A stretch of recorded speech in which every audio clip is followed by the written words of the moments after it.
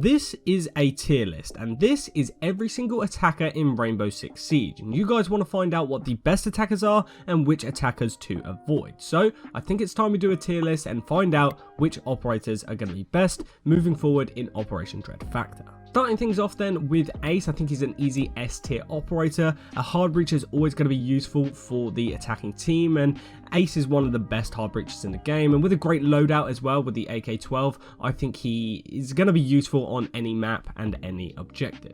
Next up then we have Amaru, and a lot of people see her as a rush in and die operator, but I think she can be more than that. You can really push in certain sides of the map and catch defenders off guard early on in rounds. So when playing Amaru effectively, I think she can easily be a B tier operator, and with a great loadout as well to accompany that, I think she belongs in that B tier. After Amaru then we now have Ash. I think Ash is a solid operator in the game. I think she's also going to go in B tier just above Amaru. I think she's slowly been falling out of the meta. She doesn't really bring as much utility as she once did, but she's always going to be useful because of how simple she is and how useful it can be to open up soft parts of the map. If I was to give you a tip for playing Ash, it would be to play more vertically. With that being said then, moving on from Ash, we now have Blackbeard. I don't think Blackbeard is an F tier operator. I think a lot of people over-hate on Blackbeard, but at the same time, I don't think he's much better than an F tier. I think he belongs in D tier because his gadget can be very underwhelming at times, and as an operator who focuses on excelling in gunfights, the fact that you can still literally lose lots of gunfights with his gadget, it makes him very underwhelming as an operator. After Blackbeard then, we now have Blitz. I think Blitz could be one of the better operators on the attacking team for clearing out roamers. I don't know about you guys, but if I'm playing as a defender and I see a Blitz rushing at me, I absolutely shit myself and run the other way. So for me, I'm going to put Blitz in C tier. I think the fact that he can run with his shield up is a major part of his game, and obviously if you get a flash off, you can get some very easy kills. After Blitz then, we now have Brava, one of the newer operators in the game and actually the newest attacker in the game, and I think she's slotted into the game pretty well. I don't think she's underwhelming, but it also is very case sensitive because it all depends on how the defenders set up. Because if they have a Capcan, a Maestro, and a Rooney, you know, operators that you can really take advantage of if you hack their gadgets, Brava can be very, very strong. I'd say an A tier operator in the best of cases. But at the same time, if the defenders don't have any useful operators that you can hack, she can easily be a C tier operator. So to balance it out, I'm just going to put her at the top of B tier. After Brava then, we now have Buck, easily another S tier operator for me. He can be so versatile with the angles that he can create. He has a great loadout. He has the option of bringing stun grenades to burn Jaeger ADSs and a Rooney gates. He also has the option of taking a hard breach device as well, so he can open up reinforced walls and hatches. Overall, Buck can just be one of the most versatile fraggers in the entire game. So if you're someone who plays that entry fragger role, I think Buck can be one of the best operators for you this season. Moving on from Buck then, we now have Capitao. Whenever I play Capitao, I can never really fully utilize his crossbow bolts, and I feel like they're pretty underwhelming for me. I think he would be a C tier operator in my opinion, and I think this is going to be one of the more controversial placements. But with that being said, let me know where you would put Capitao. I think most people would put him in B or A tier, but for me, he belongs in C tier. Moving on from Capitao then, we now have Dokkaebi, and in my opinion, Dokkaebi's going straight into A tier. She could be great for clearing out roamers, finding and locating those roamers, and just in general locating where the defenders are around the map. The only real downside to Dokkaebi's game is the fact that she doesn't have a fully automatic primary, but I think DMRs are so strong in the game right now anyway that I don't think it really matters too much. After Dokkaebi then, we now have Finka. Finka was at the top of S tier just a few seasons ago, but since then the LMG meta has died and she's really been falling out of favour with a lot of people. With that being said though, I think she's still a very solid B tier operator, potentially even going at the bottom of A tier. With great communication, I think Finka can easily be an A tier operator. It all depends on how you play the game. After Finka then, we now have Flores, another operator that can be very useful to your team, but at the same time, his drones can just be countered by everyone with a simple bullet. On top of that, he's also countered by the likes of Mute and stuff like that. So for me, Flores is an operator that is either a bottom of B tier or an A tier operator. I'm going to put him in A tier just because he can clear out a lot of defender utility, but once again, it's only if you manage to get it to destroy that utility. After Flores then, we now have Fuze. I think Fuze is very situational. He takes a long time to set up his gadget before he can really utilize it, but he does have a great loadout, so for me, he's going to go at the bottom of B tier. I think it all depends on the map once again. I think certain maps Fuze can be better than a B tier operator, but 9 times out of 10, he's just going to be a B tier pick.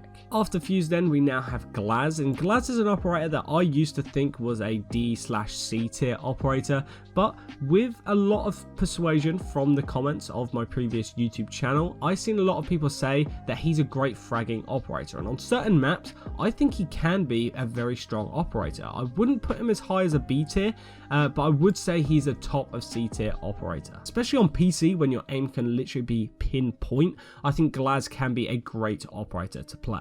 With that being said, then moving on from Glaz, we now have Gridlock, who in my opinion is a very underrated, underpicked and underloved operator. I think she could be so good at what she does. I think she's going straight into B tier. I wouldn't put her in A tier or S tier because there are operators that bring a lot more to her game, but Gridlock is very good in the role that she fulfills, and she also has the likes of a secondary shotgun to open up some unique angles as well. Moving on from Gridlock then, we now have the buffed Grim, and Grim this season, I can tell you already, is a 10 times better operator than he was last season. Last season, it felt like there was really no reward for a very high risk gadget. With all the buffs that they've implemented, making it a lot quicker to deploy, making the radius a lot bigger, stuff like that, I think he's going to be a solid B tier to maybe even an A tier pick this season. I'm not going to go as far to say A tier pick, but he can be great for flushing out operators in certain areas of the map where they're hiding and holding specific tight angles. With that being said though, we are just going to have to wait and see how he develops this season, but I am very excited to keep an eye on Grim. Moving on from Grim then, we now have Hibana, and Hibana is a hard breacher, so she's always going to be useful going straight into A tier. I actually think she's stronger than all 3 of the operators currently in the A tier category. The only real downside to Hibana is the fact that her only fully automatic primary weapon has a very small magazine, and if she had a better primary option, I think she would be a very strong pick. But with that being said, moving on from Hibana, we now have Iana. I think Iana's also going to go into A tier. She just basically has infinite drones, which means she doesn't have to risk dying when pushing into certain areas of the map. She also has the added benefit of potentially tricking those defenders, thinking that she has entered the objective when she hasn't, or that she hasn't when she actually has. So with that being said, Iana could easily be an S tier, but I'm going to leave her in A tier. Moving on, we now have IQ. Now, in my opinion, IQ is an operator that really isn't too useful in this day and age. I'm actually going to put her down in C tier. I think they need to figure out how to buff IQ because there's not really a whole lot that she can do. I have a feeling that they need to implement some kind of thing where her gadget can actually disable one item at a time and just delay them for a longer period than an impact EMP. If you can picture her bringing up her little wristwatch and seeing a gadget through a wall, if she could then hold the button and deactivate that gadget, not only for the 10 to 20 seconds that an impact EMP would or a Thatcher EMP would, but maybe like a minute of the round. If she could temporarily disable a gadget for an entire minute, I think it would give her a lot more added benefit to the attacking team. And the fact that she'd only be able to do one gadget at a time, I don't think it would be too strong. Maybe she could even just do one gadget a round. I don't know, let me know what you think about IQ and where you would place her. I would love to put her higher on the list, but she really isn't that useful to the team. So moving on, we now have Jackal. Jackal's going straight into A tier, very useful for clearing out those roamers. You can easily locate, ping, and give that intel to your team. On top of that, he has some decent weapons. I think the PDW SMG is a great weapon. I think his AR is also a very solid option. So there's not really any downside to Jackal's Jackal's entire setup. With that being said, moving on from Jackal, we now have Callie. Callie's an operator that I really do like. I do enjoy playing Callie, but she's a very situational operator. I think I'm going to put her right alongside Glaz, but I'm just going to put her just above Glaz because her gadget can actually bring some kind of usefulness to the team, whereas Glaz's entire ability is the fact that it just allows him to see people in thermal vision. Moving on from Callie then, we now have Lion. Lion can be a very easy A tier operator in my opinion. Once again, similar to Finka, with great communication, I think he can be a very powerful operator. He has a very good weapon in the Vector with the drum mag. I can't really remember what the name of the weapon is, but his AR primary is a great weapon. It has a very large magazine capacity, and overall Lion is just a great operator.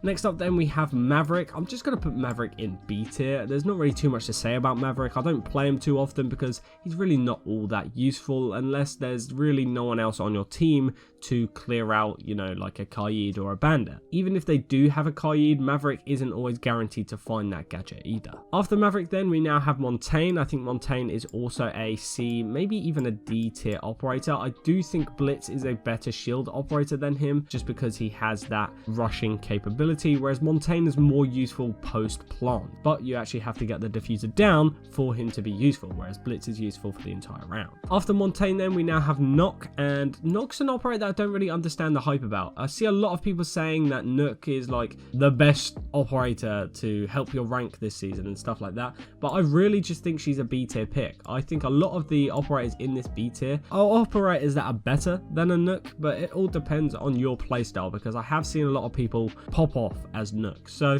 it all depends on if you know how to play her. After Nokk then we have easily the best solo queue operator. We have Nomad, and she's going straight into B tier because if you're not playing solo queue, there's a lot better options for you than a Nomad, but like I said, as a solo queue player, Nomad can be very strong because it basically is your flank watch operator as your gadget. After Nomad then we have Osa, very interesting operator for me. I really hate the fact that you can get C4'd through your shield. They shouldn't make it like explosion resistant obviously, but the fact that you can die through your shield is very annoying. For me, Osa is going straight into B tier once again. After Osa we now have Sens. Sens is an operator that I think is once again so situational that I'm struggling to even put them in B tier. I think they're a C tier operator. I think if Sens and a Glaz worked in harmony together, that would be a very strong combination, but they don't, and it's basically just an oversized observation blocker for the attacking team.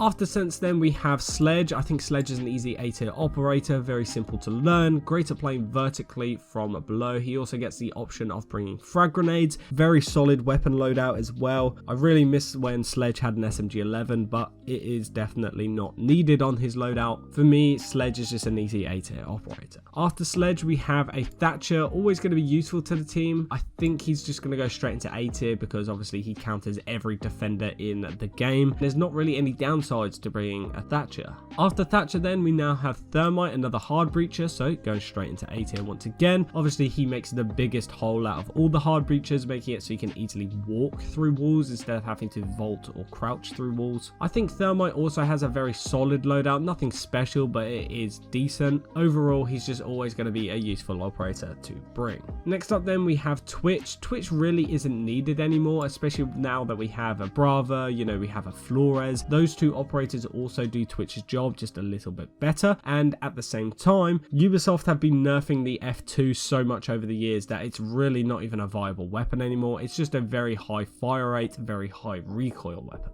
Moving on from Twitch then we now have Ying, very underrated operator, very decent weapon. Her gadget can be very useful when attacking and pushing objectives, can give you enough time to get the plant off as well. So for me, Ying's actually going to go in, I'm debating whether top of B or bottom of A. I'm going to put her in top of B tier, but she could easily be a bottom of A tier operator as well. Next up then we have Zero, Sam Fisher, very useful, great for intel gathering, and overall I think the buff where he can choose when to pierce through to the other side of the wall is a game changer for him. It makes it so his cameras don't get shot as easily, and for me he's actually going to go at the bottom of A tier. Which leaves us with one final operator, Zofia. Zofia is just like a an Ashe in a way, but also has concussion options, so they're going to be in a similar tier. I think she's probably better than a Grim and a Gridlock. I wouldn't put her above Ying though. And with that being said, that is my final tier list. If I could put any operator in F tier, it would have to be Blackbeard, because